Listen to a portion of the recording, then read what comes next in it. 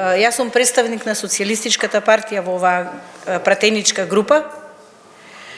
и дека мојата партија не ме исклучи. Во мојата партија се почитуваат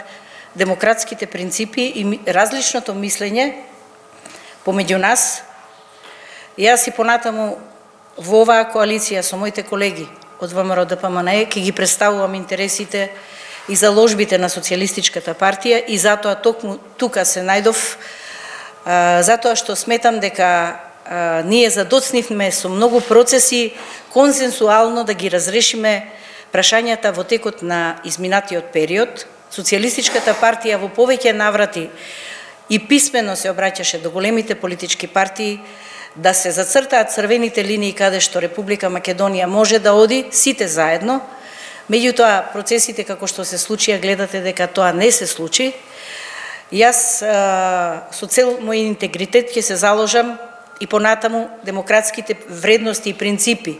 кои што и постулати на Социјалистичката партија да ги негувам во оваа пратеничка група со цел мој интегритет, онака како што сметам дека е правилно и затоа благодарност до сите мои колеги кои што се одважија, успеа да се надминат во овие тешки моменти за нас, бидејќи етикетите на вистина на нас ни придонесоа да бидеме и овие денови заедно со граѓаните, но мислиме дека одиме во правилна насока и мислиме дека и останатите наши колеги ќе се одважат да размислат дали ќе одиме Република Македонија да ја однесеме во правилен правец или ќе се заглибиме уште понатаму десетици години да останеме